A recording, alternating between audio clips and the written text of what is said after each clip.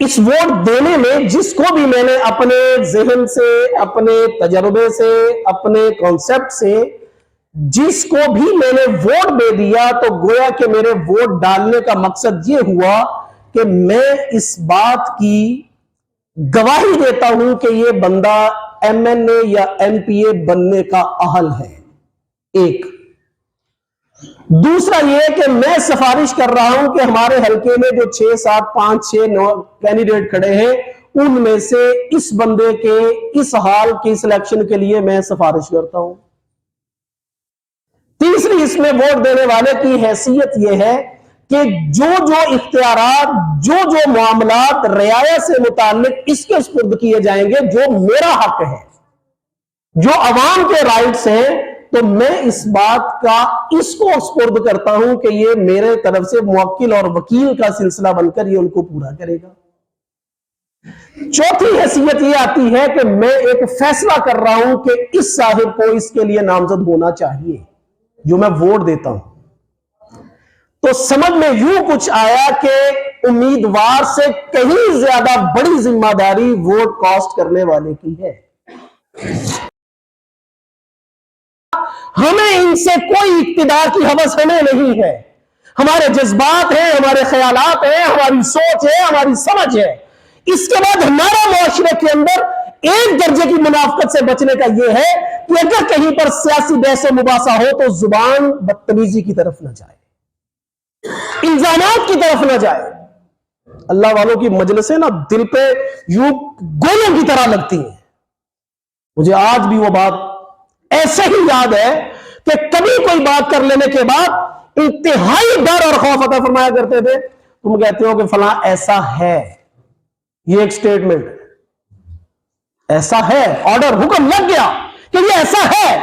کل قیامت کے دن اللہ کے سامنے کھڑے ہو کر تمہیں اس کو ثابت کرنا ہوگا۔ کہہ دو کسی کو یہ بددیانت ہے، یہ زانی ہے، یہ چور ہے، یہ ڈاکو ہے، یہ لٹیرا ہے، یہ ایسا ہے، یہ کہتے جاؤ جس کو جو مرضی، اللہ کے دربار میں کھڑے ہو کر تمہیں، معاشرے کو نہیں، جماعتوں تنظیموں کو نہیں، تو جس کے بارے میں جو کہہ دو گے وہ بات کسی کے بارے میں کہنا جو اللہ کے سامنے کھڑے ہو کر تم ثابت کر سکو۔ بہرحال اس معاشرے کے اندر جب کوئی آدمی الیکشنز کے لیے اپنے آپ کو نامزد کرتا ہے تو وہ اپنے ان نامزد ہونے کے اندر قرآن و سنت کی روشنی میں دو چیزوں کا میسج اپنے حلقے کو، اپنی عوام کو دیتا ہے۔ ایک وہ یہ دیتا ہے کہ میں اس اسمبلی ہال میں تمہارا نمائندہ ہونے کی صلاحیت رکھتا ہوں، اور دوسرا یہ ہوتا ہے کہ اس کے اختیارات، اس کے معاملات کو دیانتداری سے نبھانے کی میں عزم اور نیت کر رہا ہوں۔ اس وطن کے ساتھ، اس وطن کے رہنے والوں کے ساتھ جو چیزیں ہوں گی، میں ان کی طرف سے اس چیز کا عزم کر رہا ہوں کہ میں یہ دو کام کروں گا۔ یہ ہے نامزد امیدوار کی حیثیت۔ اب معاملہ آتا ہے کہ اس کی اس نیت کو پروان کس نے چڑھانا ہے، اس کے اس ہونے کو منطقی انجام تک کس نے پہنچانا ہے،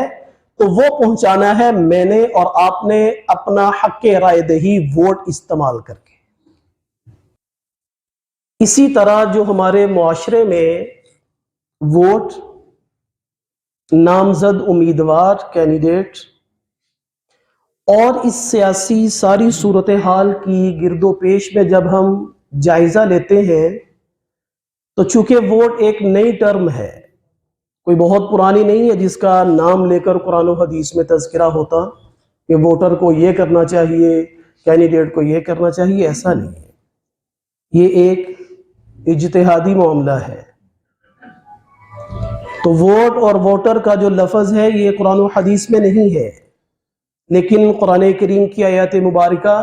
اور احادیث رسول صلی اللہ علیہ وسلم کی روشنی میں جب ہم غور کرتے ہیں تو اسی طرح ووٹ دینے والے کی کچھ حیثیتیں ہمیں نظر آتی ہیں اور کچھ حیثیتیں ہمیں اس نامزد امیدوار کی نظر آتی ہیں۔ ان تمام حیثیات کو اگر ہم اس اعتبار سے دیکھیں، پہلے ایک بات یہ ذہن میں رکھیں کہ फितरत कभी तब्दील नहीं होती। इंसान लाख कोशिश कर ले, लेकिन जो फितरत के अंदर चीज डाल दी गई है वो कभी भी तब्दील नहीं होती। फारसी का बड़ा मशहूर मकूला है, जबल गर्दत जबिल्लत न गर्दत, कि अगर कोई आपको कहे कि पहाड़ अपनी जगह से हिल के दूसरी जगह चला गया है और इसके मुकाबले में ये कहे कि फलां ने अपनी फितरत छोड़ दी है, तो पहाड़ के हिलने को माना जा सकता है, लेकिन फितरत के छोड़ने को नहीं माना जा सकता। हमारा अब तक का पाकिस्तान का सियासी कैरियर जो है, ये बनावटी बातों पर, जज्बाती जुमलों पर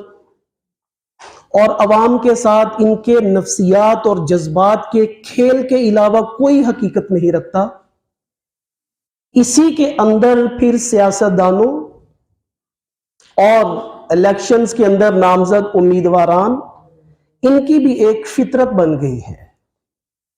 वो फितरत ये है कि अभी की जो मेल जोल, जो मिलनसारी, जो हर मौके पे पहुंचना, जो बातें करना, जो जी जी अच्छा अच्छा जी करना, ये और है, और ये मरहला गुजर जाने के बाद मामलात कुछ और हैं। इस वतन, इस दीन के लिए जो अफराद बेहतर हो, अल्लाह ताला अपनी खास मशीयत से उनका इंतखाब मेरे और आपके लिए फरमाए। व आखिरु दावाना अनिल हम्दुलिल्लाहि रब्बिल आलमीन।